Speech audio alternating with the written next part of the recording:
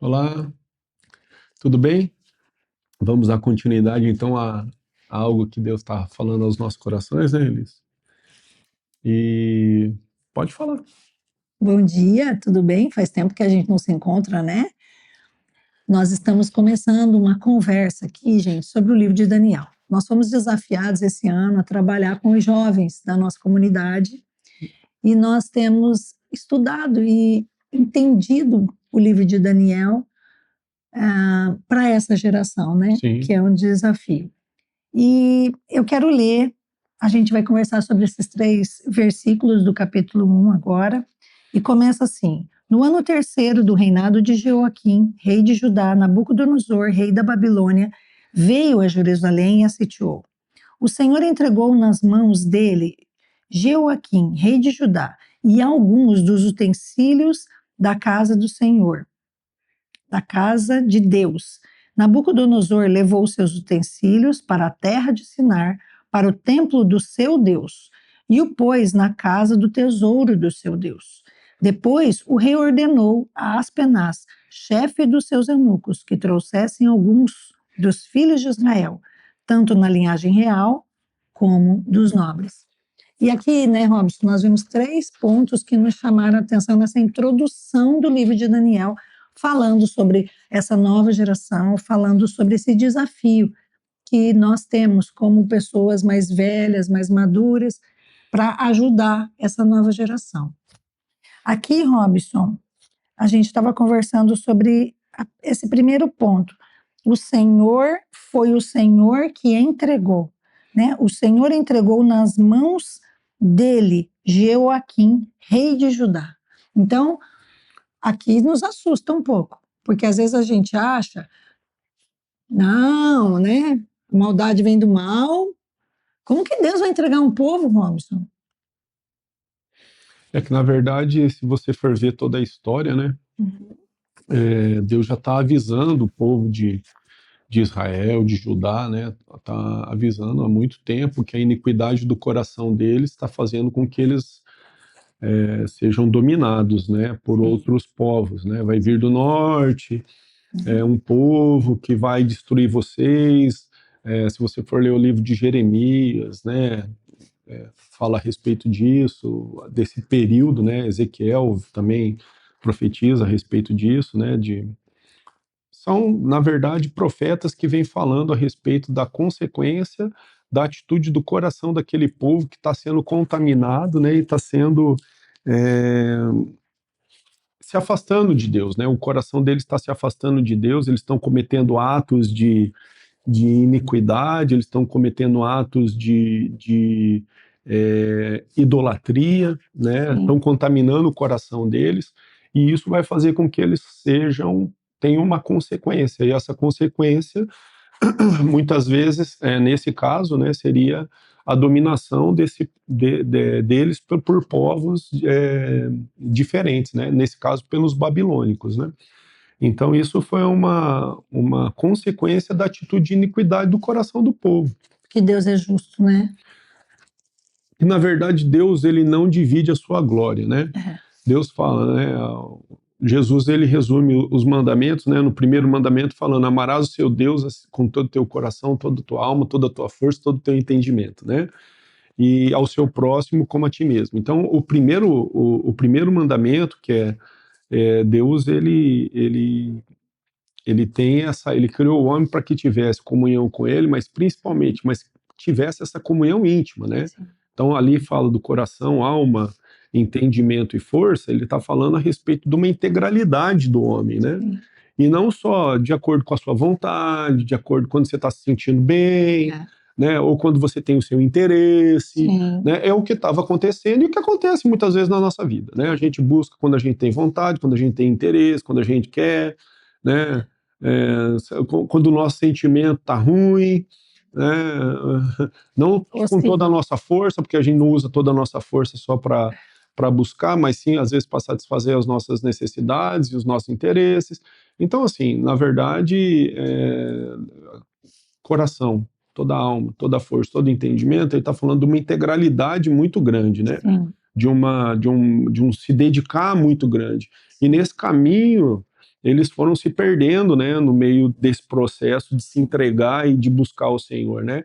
E nisso eles foram sendo contaminados, né? Eles foram contaminando o coração deles, porque se Deus escolheu o povo inicialmente, né, o povo judeu, para que fosse a primazia entre as nações, era para que eles fossem não só os escolhidos, para que eles fossem a menina dos olhos de Deus. Não é só isso. Sim. É para que eles fossem a redenção dos outros povos, para que eles levassem os outros povos mostrando o caminho de Deus aos outros povos. Porque em Abraão fala assim, ó, em ti serão benditas todas as famílias da terra. Sim. Então havia ali já uma intenção do coração de Deus da redenção de todas as pessoas, de todas as famílias, porque Deus é o Pai de todos. Né?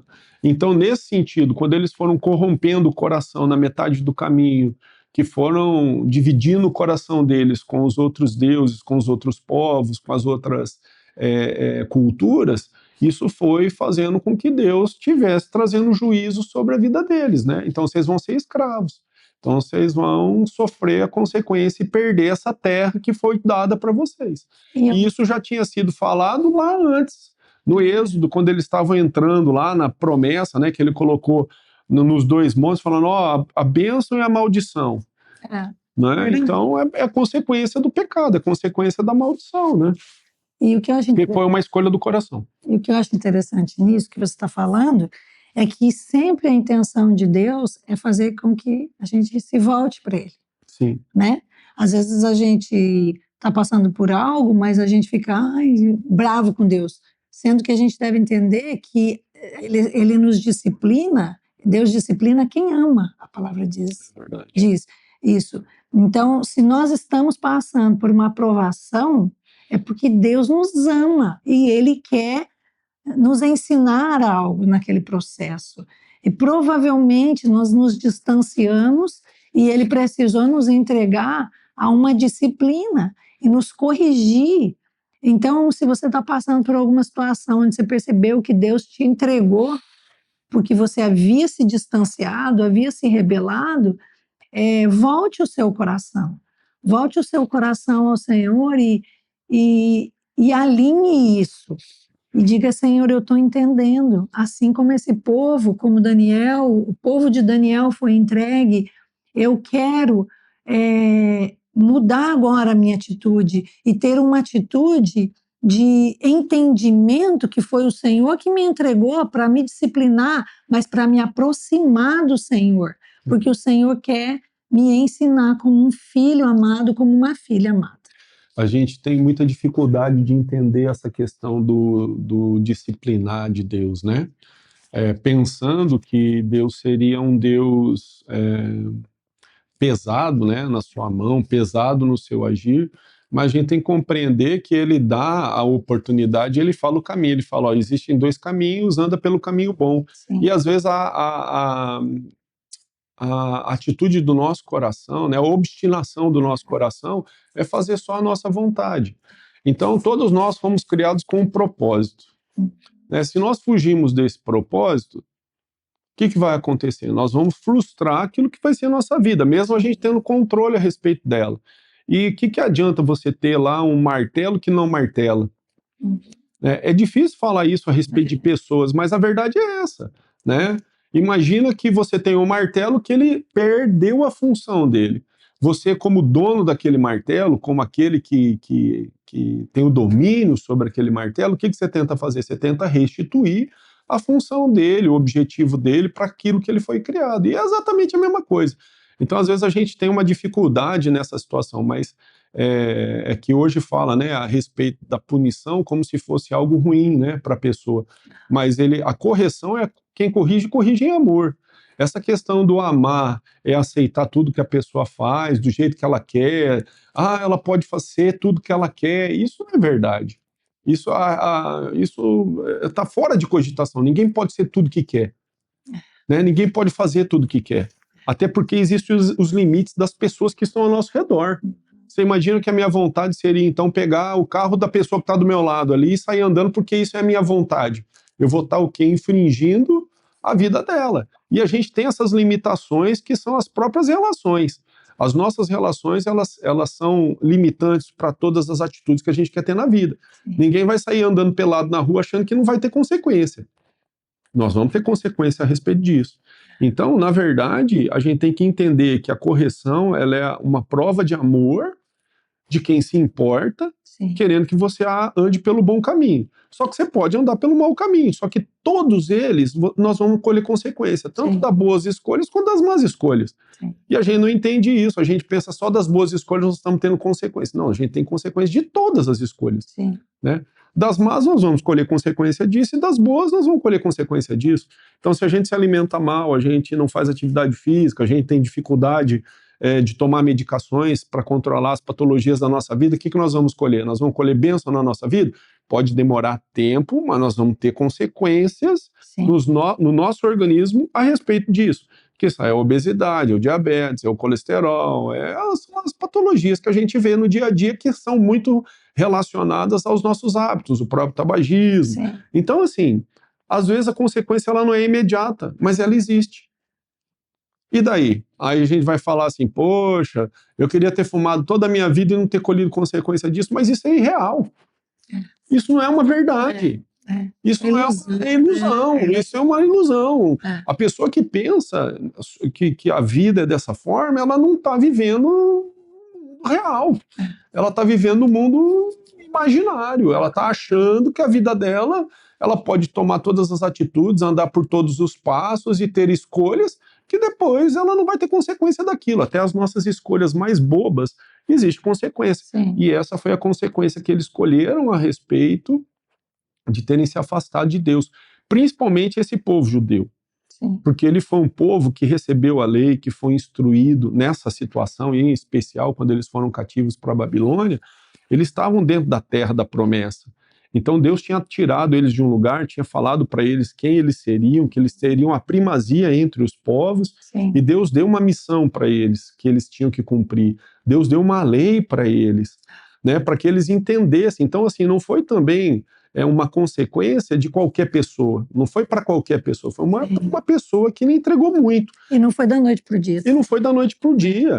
Né? Existe uma história nesse meio caminho, existe uma aceitação dessa aliança que Deus tinha feito com eles. Né? Então, assim, aquilo que é muito dado vai ter muito cobrado posteriormente, né? Deus quer nos levar à maturidade também. Né? Exatamente. Porque Ele permite isso. Ninguém quer ter um filho sempre pequenininho. E o objetivo sempre foi para que houvesse a correção do coração deles e o retorno ao propósito. Sim. Nunca é só para que eles sofressem a consequência. Tanto que mesmo na promessa de que eles estariam presos na Babilônia, havia a promessa do retorno. Sim. Havia a promessa de que Deus ia agir com mão forte, trazendo novamente eles para a terra deles, que eles iam ser restabelecidos quando o coração deles fossem mudados. Sim. Não havia essa promessa? Sim. 70 anos depois, Daniel, inclusive, no próprio livro de Daniel, ele ora a respeito disso, ele se lembra daquilo que está escrito em Jeremias, que tem um tempo determinado para que aquilo acontecesse, e ele pede para que Deus age, então, já que o Senhor falou a respeito disso, então nós, por favor, Senhor, então nos liberta, porque nós já passou esse tempo, nós queremos a liberdade. Então foi uma atitude também do coração de posicionamento deles de uma maneira correta para que eles fossem livres novamente. Então tudo é para que eles voltassem a agir e estar dentro do propósito daquilo que Deus tinha colocado na vida deles e da promessa e da aliança que eles tinham aceitado. Não é? Sim. Então nós vamos dar sequência para os próximos encontros no livro de Daniel, porque nós temos entendido que o Senhor tem uma mensagem muito pontual para nós, este tempo, para a nova geração, neste livro e nesse contexto. E sob essa perspectiva, você que é jovem, você que eventualmente está trabalhando hoje e está notando que você está longe daquilo que era o propósito da sua vida, que você está longe, está colhendo consequências, às vezes, de escolhas erradas, volta o caminho. Arrependa seu coração, veja onde foi que houve o erro nessa trajetória, veja onde foi que você se desviou do caminho nessa trajetória e se arrependa verdadeiramente, sabe? Tenha atitudes de voltar né? Humildade, de reconhecimento, arrependimento, são situações que são importantes na vida de todas as pessoas. Então você está tendo, de repente, a oportunidade de estar escutando isso aí, assim como eu também, porque a primeira coisa vem para a gente, tudo isso, né? E vem confrontar o nosso coração, são áreas na nossa vida que nós escolhemos caminhos diferentes.